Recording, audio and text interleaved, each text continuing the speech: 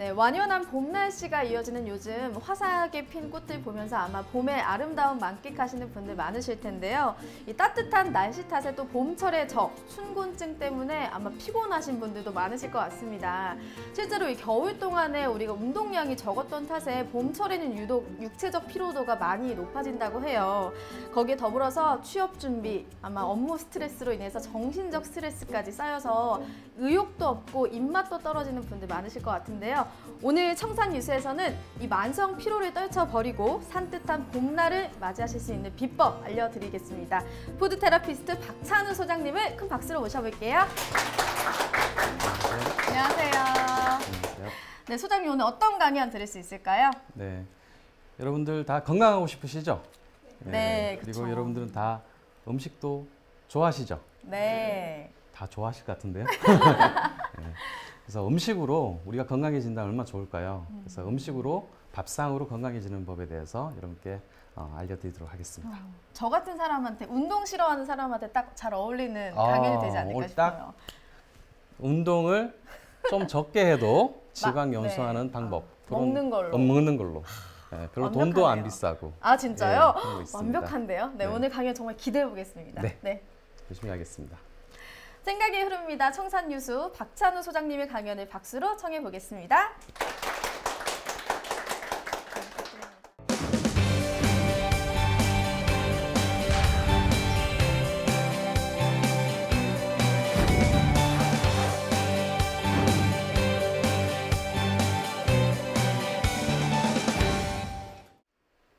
네, 안녕하세요.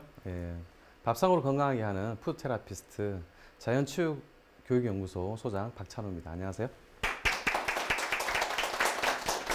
네, 저는 의대에서 주로 통합의학을 전공했고요. 그 중에서 특히 연구한 곳이 이제 식품 치료입니다. 푸드 테라피 들어보셨죠? 오늘 여러분들과 함께 정말 젊은 분들이 더 건강해질 수 있는 방법, 그에 대해서 한번 같이 살펴보도록 하겠습니다. 자, 취업 준비생들 되게 여러분 고생이 많으세요.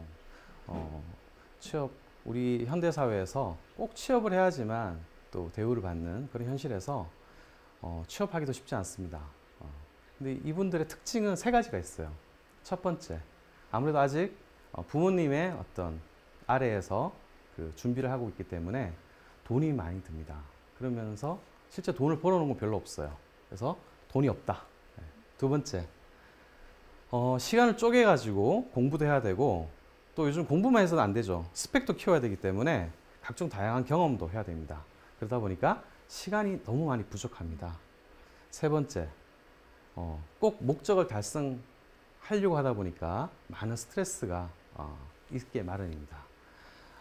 이런 분들이 이제 식습관이 이런 특징을 가집니다. 첫 번째, 돈이 없잖아요. 돈이 없으니까 싼 것을 먹을 수밖에 없어요. 싼 게 뭐가 있을까요? 싼 거는 이렇게 차려놓고 먹을 수 있는 거는 싼 게 별로 없어요. 단품이죠. 편의점에서 하나 집을 수 있는 거, 간단하게 먹을 수 있는 거. 또 시간이 없다 보니까 또 어떤 조직에 소속되기보다는 혼자 공부하거나 혼자 있는 시간이 많다 보니까 혼자 밥을 먹게 됩니다. 그래서 혼자서 빨리, 혼자 있다 보면 또 빨리 먹어야 되잖아요. 시간도 아껴야 되니까. 세 번째, 하루에 세 끼를 제대로 먹는 분이 잘 없더라고요. 아쉽게도. 근데 그래서 보니까 이제 두 끼를 먹거나 이제 몰아서 먹다 보니까 거르거나 아니면 몰아서 먹되 많이 먹게 되죠. 그런 어떤 식습관을 우리가 살펴볼 수 있습니다. 자, 여러분께 하나 질문 드리겠습니다. 여기에서 보시면 주로 영양소가 나와 있는데요. 이 영양소만 보시고 정말 몸에 좋은 음식은 무엇일까 한번 맞춰 주십시오. 1, 2, 3, 4, 5, 6번입니다. 몇 번일까요? 3번? 네. 5번. 예. 5번이 꽤 많이 나왔습니다. 그죠? 그 다음에 3번도 나왔는데요. 한번 정답을 한번 보겠습니다. 맞습니다. 근데 깜짝 놀랄 만한 게 여러분 가장 말씀하신 5번은 피자예요. 그리고 3번하고 4번은 햄버거하고 라면입니다.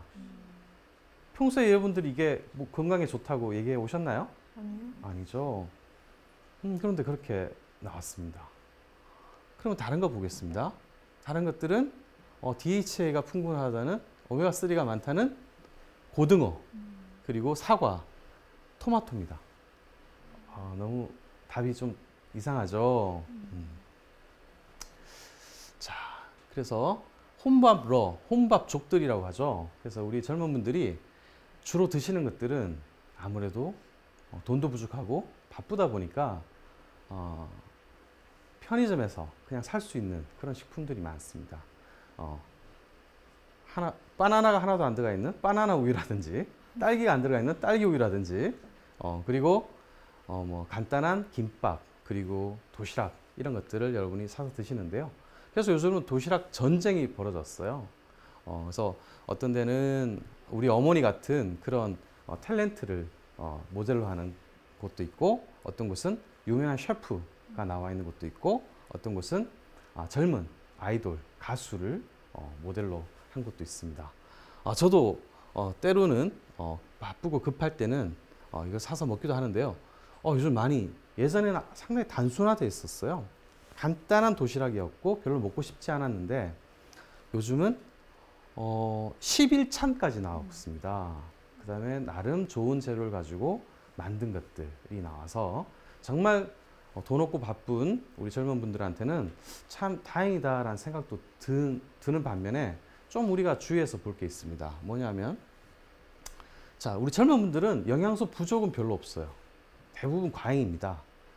당분이 많거나 나쁜 지방을 많이 드시는 그런 경우가 많아요. 그리고 단짠이라는 말이 있는데 혹시 아세요? 네. 이 단짠이라는 말이 저는 나중에 알았어요.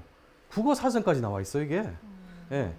단 음식을 먹고 짠 음식을 먹으면 계속 이걸 반복하면 의외로 상당한 많은 양의 음식을 먹을 수 있다라고. 그래서 요즘 먹방에 보면 담백한 음식을 먹는 먹방은 거의 없더라고요. 다 매운 거, 경쟁하다시피 짠 거, 그런 거를 먹는 걸 봅니다. 대부분의 음식이 답니다. 예. 달아야지만 팔리거든요. 예. 그래서 이런 도시락에 무슨 산채나물, 산사의 스님이 만든 것 같은 그런 밥은 잘 없더라는 거고요. 또 대부분 튀긴 음식들이 많아요. 되게 바삭해요. 여러분 명절에 혹시 집에서 전을 부치나 모르겠는데요. 그 전은 몇 시간만 지나도 눅눅해집니다. 그런데 여러분이 영화관에 가서 산 팝콘이라든지 또는 과자라든지 또는 길거리에서 파는 샌드위치, 토스트 이런 것들은 드셔보시면 바삭바삭하죠. 아주 고급 기름이 들어갔기 때문에 바삭할까요? 아닙니다. 나쁜 재료를 써서 그래요. 트랜스 지방을 써서 그래요. 트랜스 지방의 특징은 일단 튀긴 거는 다 맛있다면서요. 심지어 신발도 튀기면 맛있다는 그런 말들이 있던데요. 튀기면 맛있는 데다가 튀겨서 바삭함이 오래 가기까지 하면 금상첨화일 수밖에 없어요. 그래서 대부분 파는 것들은 트랜스 지방을 쓰고요. 이거는 우리가 알 수가 없어요. 일일이 이렇게 보지 않는 이상. 근데 뭐 길거리 음식에 그런 게 적혀 있지도 않고요. 그래서 여기 도시락에도 많은 것들이 튀겨져 있다는 거, 그런 게 좀 불편한 점이고요. 또 도시락뿐만 아니라 주로 우리가 쉽게 먹을 수 있는 그런 제품들에는 가공식품이에요. 그래서 주로 소세지, 햄 이런 데는 안에 뭐가 들어있는지 우리가 잘 모른다라는 것이 상당히 좀 걱정이 되고 있습니다.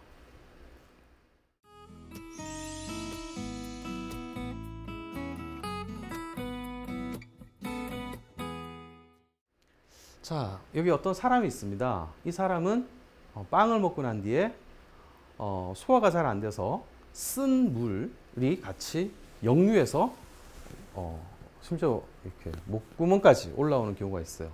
이 병이 뭔지 아십니까? 오, 잘 아시네요. 역류성 식도염입니다. 나이 드시는 분들만 경험하는 게 아니라 요즘 젊은이들도 많이 경험하고 있죠. 그럼 역류성 식도염에 걸렸어. 그러면 여러분이 뭐 내과, 외과, 정형외과, 뭐 이비인후과 많잖아요. 그 중에 어느 과를 찾아갈까요? 내과. 맞습니다. 내과. 내과에 찾아갔더니 내과 원장님께서 어떤 처방을 하냐면 위산이 너무 과다했다. 그러니까 위산을 중화시키고 억제시키는 그런 약을 처방합니다. 위산 억제제, 위산 중화제죠. 그래서 마치 TV 광고에서 소방수가 이렇게 뭐 뿌리면 불이 꺼지듯이 정말 여기서 타 들어갈 듯한 통증이 줄어들어서 참 다행이지 않을 수 없습니다. 그러나 위산이 나쁜 걸까요? 위산은 소화를 도와주고 소독을 해주는 그런 역할을 하기 때문에 우리 몸속에서 나오는 건데요. 그거를 막아주니까 문제가 생깁니다. 먹은 음식에서 나쁜 부분이 제대로 소화나 소독이 안 되다 보니까 이게 피 속으로 다시 들어와서 몸에 안 좋은 부위에서 염증을 일으킵니다. 그게 예를 들면 재채기가 나고 코가 막히고 그렇다고 칠게요. 그럼 여러분이 그럴 땐 또 무슨 과를 찾아가죠? 이비인후과. 이비인후과를 찾아갑니다. 이비인후과 찾아갔더니 그렇게 안 났던 재채기가 힘들어 죽겠어요. 막 너무 힘들어서 교실에 앉을 수도 없고 이런 모임에서도 제대로 앉아 있을 수가 없는데 이비인후과 갔더니 주사 한 방에 싹 나와버렸어요. 이렇게 좋은 명약이 어디 있습니까? 그게 바로 스테로이드예요. 스테로이드는 때로는 꼭 필요한 면역 억제제예요. 너무 과하게 우리가 외부 반응, 외부 물질에 너무 과하게 반응하는 게 그게 면역이거든요. 그 면역을 조금은 이렇게 낮춰주는 게 면역 억제제인데 때로는 필요해요. 그러나 이걸 너무 장기 복용하면 너무 과용하면 말 그대로 면역이 억제됩니다. 여러분 면역을 키우기 위해서 어떤 거 비싼 거 있죠? 뭘 드시나요? 홍삼. 맞습니다. 면역의 가장 대표적인 음식이 홍삼인데요. 그런 것을 먹음에도 불구하고 면역을 억제시키는 경우까지 생겼어요. 그래서 스테로이드는 부작용이 무릎을 아프게 합니다. 자, 무릎이 아픕니다. 그럼 어느 과를 찾아갈까요? 정형외과. 왜 이렇게 잘하세요? 아니 제가 50대, 60대 강의를 많이 하는데 여러분들은 더 잘하시네요. 자, 무릎이 아프면 정형외과를 가는데요. 정형외과 원장님은 소염 진통제를 줍니다. 일단 안 아프게 해야 되니까요. 염증 없애줘야 되니까. 그런데 그 소염 진통제에 또 부작용이 생길 수 있는데요. 그게 바로 배가 아프게 하는 거예요. 그럼 배가 아프면 어느 과를 다시 갈까요? 내과. 다시 내과를 갑니다. 자, 이 사람은 저일 수도 있고 여러분일 수도 있고 우리 가족 중에 한 명일 수도 있어요. 이 사람은 시간 낭비, 돈 낭비, 무슨 병이 하나 치료된 것 같지만 계속 뭔가 악순환이 되고 있습니다. 이 악순환된 원인이 이 사람의 탓만도 아니고요. 여기 있는 원장님들의 탓만도 아니에요. 저는 양의학을 전공한 사람으로서 통합의학을 전공한 사람으로서 이 의사님들을 절대 비난하려고 하는 게 아니에요. 예를 들어서 여러분들이 어떤 나쁜 음료수를 드시러 어떤 슈퍼를 갔어요. 동네 슈퍼라서 주인도 알아요. 근데 그 주인이 그거는 몸에 안 좋으니까 우리 전통 식혜가 옆집 떡집에 있으니 그 발효된 전통 식혜를 먹으러 그쪽에 가서 사세요라고 하는 주인이 있습니까? 없습니다. 네. 이 원장님들 마찬가지예요. 배가 아파서 내 병원에 찾아왔는데 코가 막 안 좋아서 왔는데 거기에다 대고 따뜻한 물만 드세요. 또는 음식 그동안 드셨던 음식이 뭐래요? 이렇게 할 시간도 없고 그렇게 할 수도 없어요. 그렇게 하는 순간 능력 없는 의사 선생님으로 찍혀가지고요. 이 병원은 망하고 맙니다. 이런 게 우리 의료 현실이에요. 안타깝죠. 그러면 여기서 이제 여러분들이 의사가 돼보세요. 자, 이 경우에 이렇게 안 되려면 어떻게 한번 해보라라고 한번 얘기해 주시겠습니까? 정답이에요. 한번 박수 한번 주십시오. 네. 빵을 한번 먹지 마라 봐라라고 얘기할 수 있어요. 근데 제가 이걸 보여드렸으니까 망정이지 안 보여드렸으면 몰랐을 거예요. 아마 원장님들도 마찬가지일 거예요. 그래서 모든 병이 여기는 아주 큰 문제의 병은 아니에요. 근데 정말 큰 문제의 병도 생길 수 있는데 그럴 경우에 원인을 찾아야 된다는 겁니다. 근데 원인을 찾기가 쉽지 않아요. 근데 원인 중에 다른 원인도 있겠죠. 스트레스라든지 각종 공해 또는 운동을 안 해서 그런 것도 있겠지만 하루에 2끼 이상 먹는 음식을 한번 내가 봤었어야 된다라는 말씀을 드리고요. 그래서 식품 치료가 중요하다라는 말씀도 드립니다. 술, 뭐 밥도 마찬가지입니다. 꼭 제가 빵을 얘기하려는 게 아닙니다. 어떤 음식이든 원인이 될 수 있다라는 말씀이고요. 자, 그래서 취업 준비생들이 호소하는 건강 문제를 살펴봤더니 이 3가지가 있었습니다. 첫 번째, 두뇌 피로. 그래서 잠도 못 이루고 공부도 안 되고. 두 번째, 자꾸 감기에 걸려요. 큰 병 아니지만 감기, 알러지, 아토피, 뭐 피부 문제, 그래서 면역이 안 좋은 경우. 세 번째로는 장 트러블. 장 트라볼타 있나요 혹시? 그래서 변의 문제, 변이 잘 안 나오는 변비라든지 변이 너무 잘 나와서 문제인 그런 과민성 대장 증상 이런 것도 있을 수 있습니다. 그 다음에 가스가 많이 나온다든지 이런 3가지 문제에 대해서 같이 한번 살펴보도록 하겠습니다. 첫 번째, 두뇌 피로.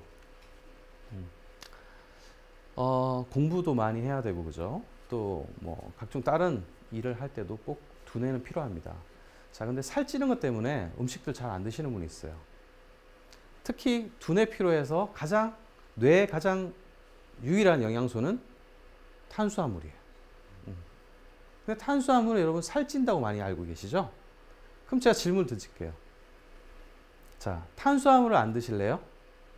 안 드셔서 뇌가 재기능을 못하게 되실래요? 아니면 살이 차라리 찌는 게 나을까요? 살이 찌는 게.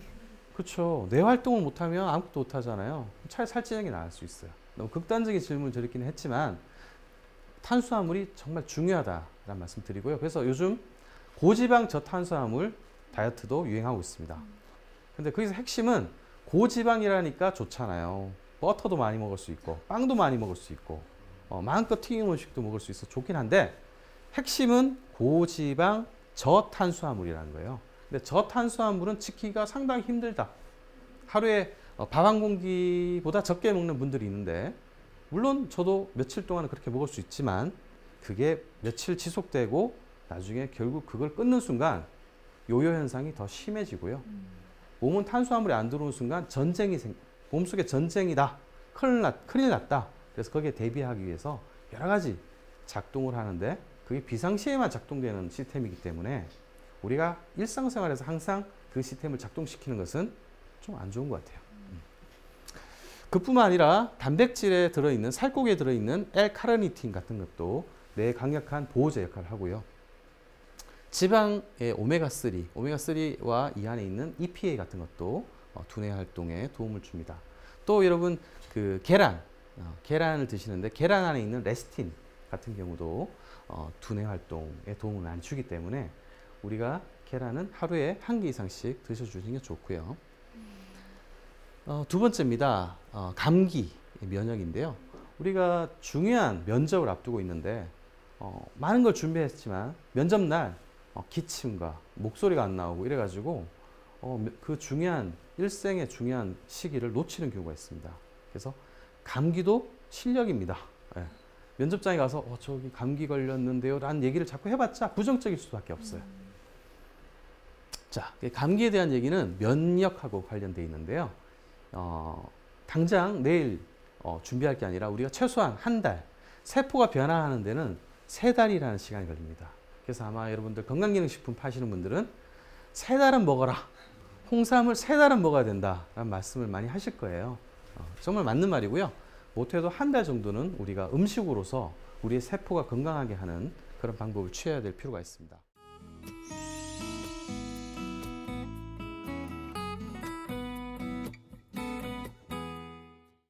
자, 제가 장의 주인을 섬기자라고 했는데요. 과연 장의 주인은 누굴까 한번 보겠습니다. 일단 거기 들어가기 전에 눈에 좋은 음식, 무릎에 좋은 음식, 유방암에 좋은 음식 여러 가지 음식들이 우리 SNS에 많이 난무하고 있어요. 그 정보들이 되게 도움도 되지만 커피가 어디에 좋았다 그랬다가 나빴다 그랬다가 상당히 우리가 혼란스러울 때가 있는데요. 자, 제가 어떤 인체 생리 기전을 말씀드릴게요. 눈에 좋다는 음식을 먹으면 바로 눈에 좋다는 음식이 어떤 게 있을까요? 홈쇼핑에도 많이 나옵니다. 당근도 있고 또 블루베리 같은 거. 그럼 블루베리 여러분 드셨어요. 그러면 블루베리 먹는 순간 눈에 찌릿찌릿한 게 오고 갑자기 눈이 환해지고 신봉사 눈 뜨듯이 그렇게 되나요? 아니죠. 무릎에 좋은 초록잎 홍합 같은 거를 먹어도 갑자기 무릎이 펴지고 막 뛰어다니고 이럴 수는 없어요. 그런 게 나온다면 정말 이건 명약이고 대단한 발견이고 예, 노벨상을 받을 수 있는 것 같아요. 예. 자, 그래서 바로 그 장기로 그런 신체 부위로 직행하지 않습니다. 그럼 우리가 어떤 인체 생리 기전이냐? 여러분이 생물 시간에 배웠다시피 음식을 먹으면 입으로 들어가서 식도, 위, 십이지장, 소장, 대장 그리고 항문으로 음식은 나오게 돼 있고요. 그럼 여기에서 흡수가 돼야 됩니다. 먹자마자 눈으로 흡수 안 되고 어디로 흡수될까요? 맞습니다. 소장입니다. 네.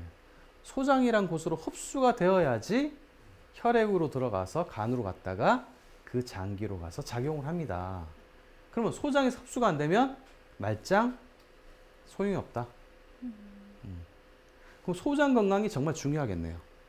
여러분이 여러분의 부모님을 위해서 녹용에다가 좋은 약재를 섞어서 보약을 쳐 드렸어요. 그리고 아버님이 또 더운 여름이 오면 또 장어 같은 거 좋잖아요. 삼계탕 그런 거 해서 아버님을 사다가 드렸는데 아버님이 그런 음식을 드시자마자 설사를 쫙쫙 해버렸네요. 얼마나 안타깝습니까? 그러면 소장에서 제대로 흡수가 안 됐다고 보셔야 돼요. 그럼 아무 소용이 없어요. 그 비싼 몇십만 원짜리 홍삼이나 보약 같은 것들이 아무 소용이 없어요. 소장에서 잘 받아줘야 되고 소장이 건강해야 돼야 된다. 이런 것들은 여러분이 평생을 사시면서 돈을 아끼면서 건강해질 수 있는 비결이라고 생각이 됩니다.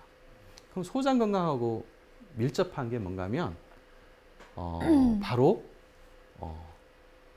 유산균이에요. 우리가 면역세포를 먼저 한번 찾아볼게요. 면역세포는 편도선부터 해서 많은 곳에 면역세포가 있는데요.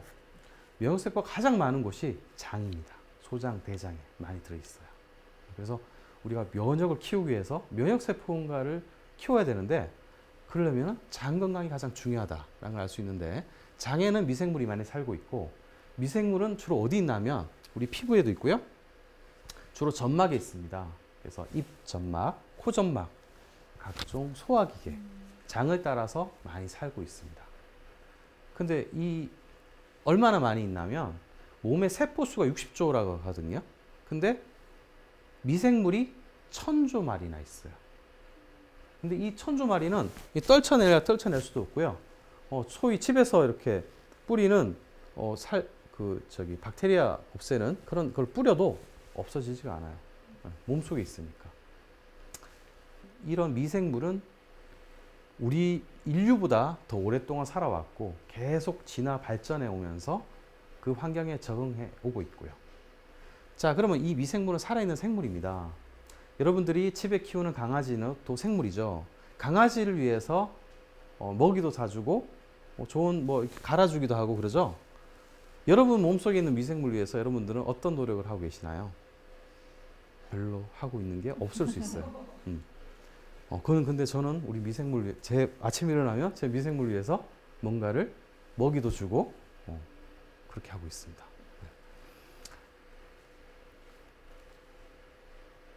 자, 우리가 미생물에 대해서 좀 알아야 됩니다. 미생물은요, 착한 놈이 있고요, 나쁜 놈이 있어요. 근데 착한 놈, 나쁜 놈이 많아봤자, 합해봤자 많아야 40%밖에 안 돼요. 그럼 나머지는 뭐냐? 중간적인 성격인 해바라기 균이 있어요. 얘네들의 특징은 조금이라도 많은 쪽에 붙습니다. 숫자가. 그래서 여러분들이 지금 이렇게 병 검사를 해서 미생물을 해봤더니 착한 균과 나쁜 균이 딱 반반이에요. 딱 수가 일정해요.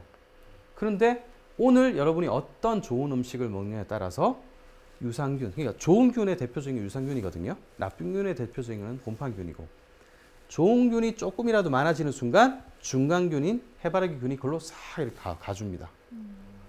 그러니까 여러분이 그냥 안일하게 살아왔더라도 오늘 내가 어떤 음식을 먹느냐에 따라서 몸이 갑자기 좋아질 수도 나빠질 수도 있다라는 것을 우리가 힌트로 얻을 수 있습니다. 자, 그러면 이제 자, 균에 대해서 얘기했고요. 착한 균은 무슨 균이라고 했죠?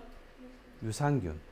유산균이 어떤 역할을 하는지 한번 보겠습니다. 유산균은 여러분이 알다시피 변비 설사 개선도 해요. 너무 변이 되면은 조금 무르게 해주고요. 너무 변이 설사가 나오면 조금 더 되게 해줘요. 중간 역할을 해줘요. 이건 약이 아닙니다. 생물이고요. 그거는 역할을 할 수 있어요.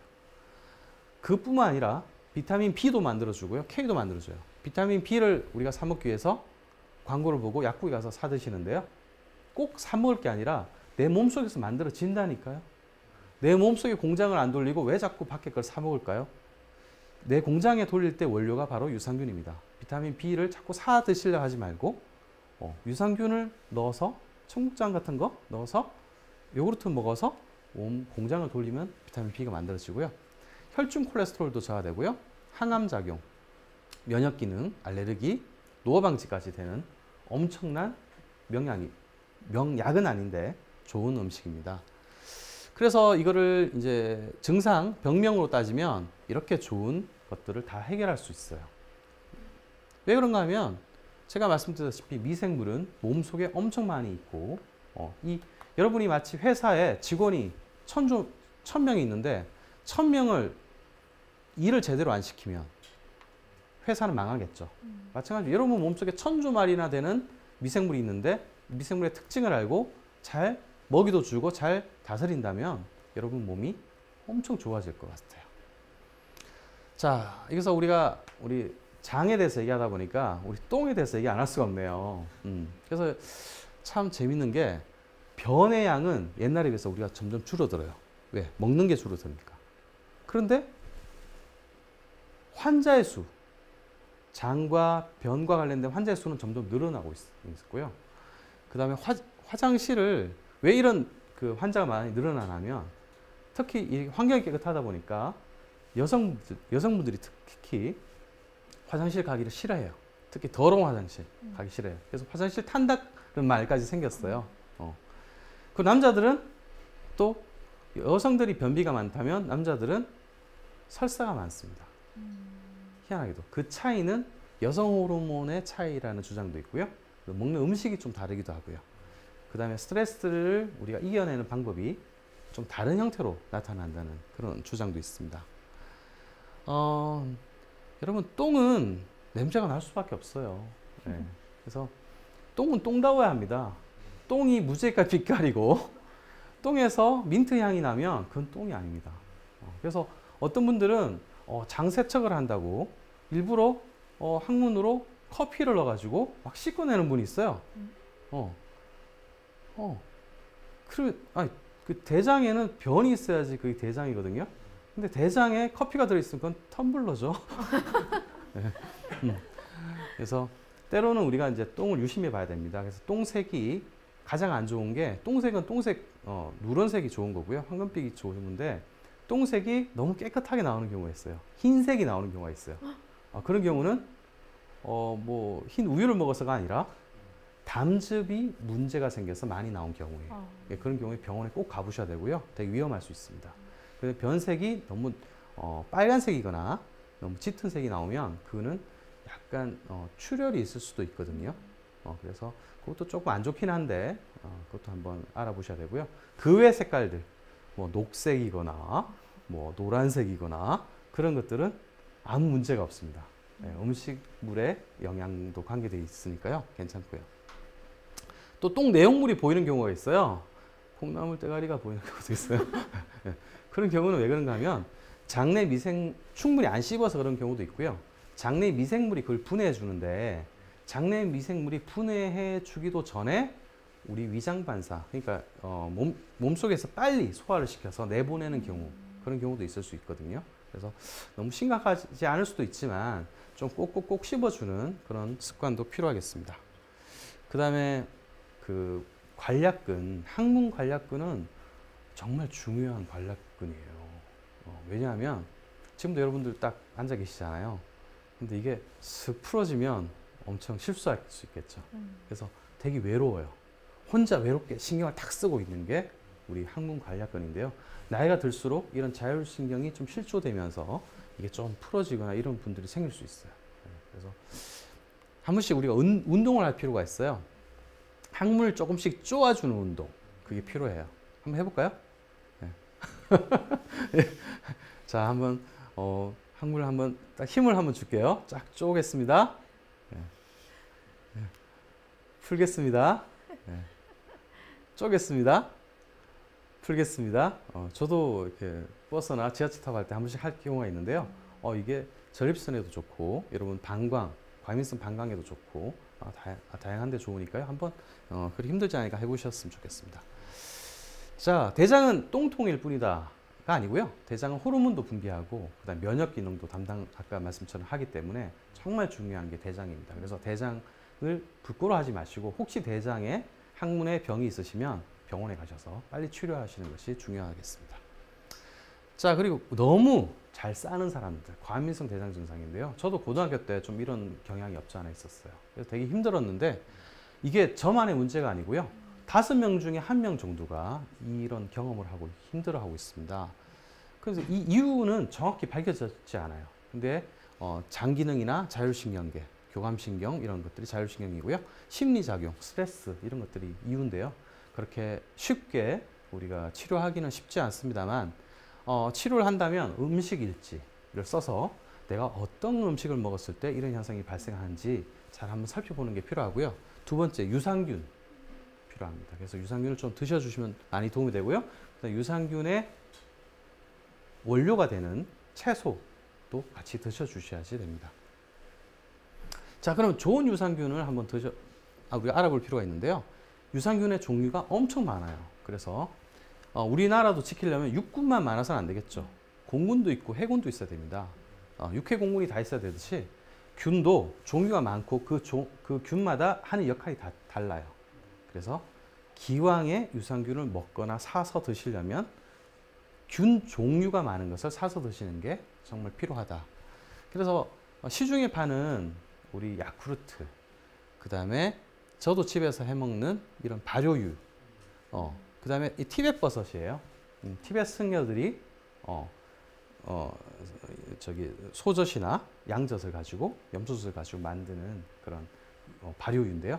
이런 것들을 해 드셔도 좋아요.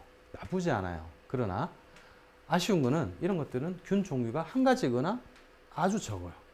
그래서 이걸 드시면서 나는 암을 예방한다, 우리 어머니 암을 치료해 드리겠다, 이것은 조금 부족합니다. 네. 그래서 이제 식품으로 우리가 드셔야 되는데요. 김치 안에 들어있는 유산균 좋습니다. 그래서 심지어 김치에는 고춧가루, 생강, 마늘 이런 게 있잖아요. 그 독한 음식들 속에서도 유산균이 자란단 말입니다. 그래서 한국형 유산균을 하는데 이런 것들이 덴마크라든지 외국에 수출되기까지 해요.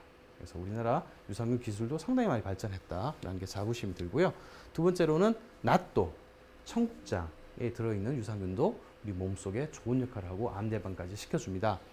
그 다음에 이제 집에서 만들어 먹는 발효유 정도 좋죠. 단 김치는 너무 짭니다. 짜서 많이 먹을 수 없고요. 그 다음에 묵은지로 갈수록 좋을 것 같죠. 근데 유산균 수는 더 줄어들어요. 왜? 산소나 영양분이 줄어들기 때문에. 미생물이니까, 살아있는 생물이니까. 그 다음에 이렇게 그 청국장 같은 경우도 끓이면요, 유산균이 죽습니다. 그래서 끓인 후에 청국장을 넣으라는 말도 있습니다. 그래서 낫도 같이 생청국장 같은 걸 드셔주시면 몸에 좋겠습니다만, 이 또한 균 종류가 많지 않습니다. 그럼 어떻게 해야 되냐? 유산균은 약간의 문명의 이기를 우리가 이용할 필요는 있어요. 그래서 좋은 유산균을 여러 가지 엄청 많은 유산균을 모아서 캡슐 안에 넣어 놓거나 그런 포장해 놓는 거, 그런 게 이게 이제 약국이나 홈쇼핑이나 이런 데 팔죠. 그런 것도 여러분이 정말 과민성 대장 증상이라든지 여러 가지 면역 질환, 감기가 자주 걸린다든지 이런 문제가 있을 때는 한번 사서 드셔줄 필요도 있다는 겁니다. 보통 가격은 한 알당 200원에서 한 1,000원 정도 하거든요. 그래서 때로 우리가 비타민C를 사서 드시듯이 그런 것도 좀 필요하다는 말씀을 드릴게요. 그 다음에 유산균도 먹이를 줘야 돼요. 먹이가 어떤 거냐 하면 프리바이오틱스라고 하는데요. 이런 시중에 나와 있기도 하고, 또 여러분이 꼭 사 드시지 마시고요. 집에서 음식으로 드십시오. 저는 지금 밥상 건강법을 말씀드리고 있습니다. 그래서 토마토, 그다음에 치커리, 그다음에 뭐 마늘, 그다음에 뭐 베리류들, 바나나, 곡물들 이런 데 또 많이 들어 있습니다. 그래서 이런 거 드시면은 유산균도 잘 살겠죠. 그래서 야채, 통곡물, 과일 많이 드시고요. 여러분 혹시 대마초 드세요? 안 드세요? 대마초는 안 좋죠. 이거 당연히 드시면 안 되죠. 근데 대마가 요즘 유행하고 있어요. 대마 씨가 유행하고 있는데요. 대마 씨도 원래 못 먹겠어요, 법적으로. 왜? 대마 씨의 껍질 부분에는 환각을 일으키는 성분이 있어요. 그래서 법적으로 못 먹겠는데 얼마 전부터 대마 씨의 껍질 부분을 까놓은 것들이 판매되기 시작했어요. 그게 이름이 햄프시드예요. 들어보셨죠? 예. 그래서 햄프시드를 드셔주면 좋은데 이게 맛도 좋아요. 잣같이 고소한 맛이에요. 그래서 햄프시드는 따로 샐러드에다 얹어서 드셔도 되고 또는 밥에다 같이 드셔도 되고 따로 드셔도 좋아요. 죽으로 해서 드셔도 되고요. 이게 왜 좋으냐? 식이섬유가 많아요. 식이섬유가 있어야지 유산균도 그 먹이로 삼고 여러분 배변을 잘 일으켜서 변비를 없애주거든요. 그뿐만 아니라 각종 좋은 기름, 오메가3라든지 좋은 단백질, 아미노산, 아르기닌 같은 그런 아미노산도 많이 들어있습니다. 그래서 여러분 이것도 그래 비싸지 않으니까 여러분 드셔보시면 좋겠고요. 자, 시험 면접 당일이다. 그날 뭘 먹느냐에 따라서 또 컨디션이 바뀝니다. 그날 우유를 드시면 좋을 것 같지만 초콜릿 드시면 두뇌도 활동 좋을 것 같지만 연구 결과 이런 것들은 발음을 부정하게 한대요. 점액질을 많게 해서 발음이 잘 안 나올 수 있습니다. 그래서 이런 것들은 좀 삼가해 주시고요. 커피, 카페인 음료, 그다음에 청심환 이런 것들도 평소에 먹는 게 아니시라면 또 이런 것들은 교감신경을 자극해서 과도한 긴장이라든지 가슴 떨림 이런 게 생길 수도 있으니까요. 안 드셔주시는 게 좋을 것 같고요. 그래서 당일에는 우리가 평소에 먹던 음식 그런 것들이 가장 속이 편안하고 컨디션을 좋게 하는 음식이라고 할 수 있겠습니다. 자, 지금까지 우리 취업준비생 여러분들 위한 건강 솔루션들을 말씀드렸습니다. 네, 여러분 한번 꼭 실천하셔가지고 좋은 기회를 정말 잘 승화시켜가지고 꼭 취업이 되셨으면 좋겠습니다. 다음 시간에는 우리가 한창 일할 20대, 30대에 필요한 음식들, 식습관에 대해서 말씀드리도록 하겠습니다. 감사합니다.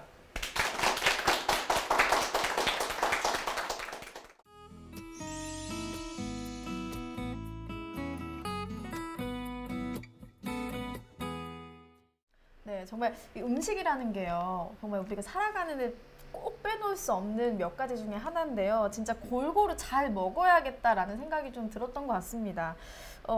좀 궁금했던 점이요. 네. 근데 밀가루가 몸에 안 좋다고 하잖아요. 네네. 밀가루 음식 많이 먹으면 안 된다라고 네. 말씀 많이 하시는데 사실 아까 햄버거, 피자가 몸에 좋다고 좋은 영양소를 가지고 있다고 네. 하셨어요. 이게 어떻게 된 일인가요, 도대체? 네네. 저도 좀 더 말씀드리고 네. 싶었는데요. 일단 밀가루는요, 우리 주위에 너무 많습니다. 우리가 외식으로 먹을 수 있는 것들이 다 피자, 빵, 만두, 수제비, 국수, 과자 엄청 많죠. 그래서 저도 밖에 있다가 집에 갈 때 가족들 위해서 뭔가 사가고 싶은데 밤에 문 여는 곳이 그런 곳밖에 없어요. 맞아요. 그래서 밀가루 자체가 안 좋은 건 아닌데요. 밀은 동의보감에도 상당히 좋은 걸로 나와 있습니다. 근데 왜 밀가루가 안 좋으냐? 밀은 음식을 만들기 쉽기 때문에 외식업에서 많이 쓰는 거고요. 또 밀은 가루로 만들면서 비타민하고 미네랄이 70% 이상 소실됩니다. 그리고 물론 쌀도 마찬가지예요. 가루를 만들면서. 그 다음에 밀 가루만 우리가 먹지 않죠. 여러분 빵 드실 때 어떻게 먹어요? 계란 섞고 우유 섞고 튀기고 이렇게 그쵸, 네. 기름 같은 게 많이 들어가죠. 버터나 마가린. 그러니까 그런 것들이 알러지도 많이 일으키고요. 살도 찌게 하고. 그렇고 또 밀에는 글루텐이라는 성분이 있어요. 글루텐이 뭔가 하면 찰지게 하는 거. 그래서 우리 여러분 수제비 같은 거 집에서 만드시면 수제비를 물컵에다 딱 넣으면 이게 잘 안 풀어지겠죠. 똑같이 우리 몸속에 가서도 잘 안 풀어집니다.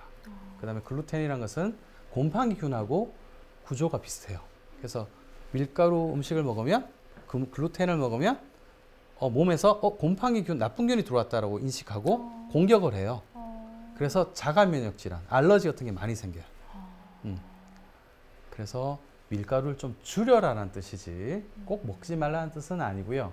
우리가 너무 많이 노출돼 있으니까 그래서 조금 줄여 드시면 좋고 또 그런 어떤 뭐 패스트푸드의 빵에는 방부제나 그런 식품 첨가물이 많이 들어 있습니다. 그래서 피자하고 햄버거는 영양소적으로는 좋지만 좋은 음식이라고 볼 수가 없는 게 햄버거는 또 햄버거만 드시나요? 같이 먹는 게 있죠. 콜라를 같이 먹죠. 콜라나 감자튀김. 그게 또 안 좋잖아요. 그래서 재료의 신선도, 가공의 정도, 그다음에 같이 먹는 음식 이런 것들 같이 보시고 좋은 음식이다 아니다 라고 우리가 구분해야 되겠습니다. 영양소만 골고루 들어있는 거지 그렇게 좋은 음식은 그렇죠, 아니네요. 그렇죠. 그러면 좀 빵을 좋아하시는 분들이 밀로 만든 빵이 좀 몸에 안 좋으니까 쌀로 만든 빵을 먹으면 좀 어떨까요? 네네. 그런 질문을 많이 하시는데요.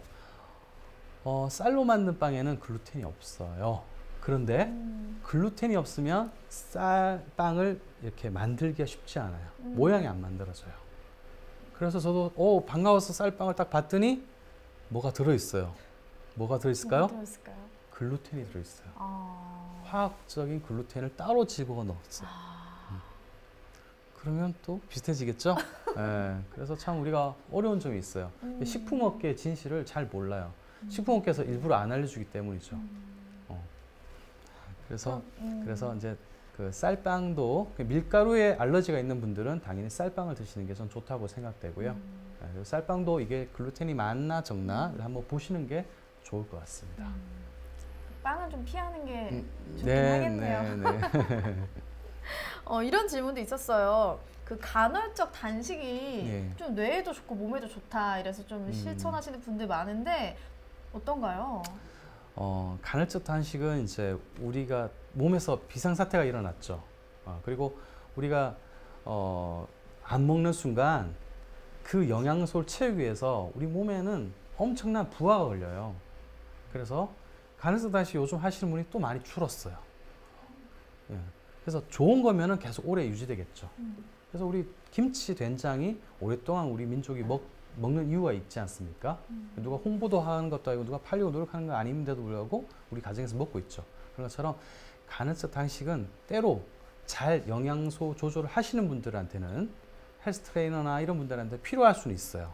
그러나 그런 어떤 영양적 지식이나 이런 게 없는 분들이 쉽게 도전하고 하는 것은 좀 안 좋을 수 있다는 말씀을 좀 드리겠습니다. 그럼 역시 좀 이렇게 아침에 거르고 점심을 먹고 이런 게 참 안 좋은 게 또 그거에서 나오는 말이기도 하겠네요. 네, 그렇습니다. 네, 이렇게 음식 얘기를 하다 보니까 좀 질문이 굉장히 많아졌는데요. 다음 시간에도 더 좋은 이야기, 중요한 이야기 많이 들려주신다고 하니까요. 계속해서 소장님과 함께 해주시기 바랍니다. 고맙습니다.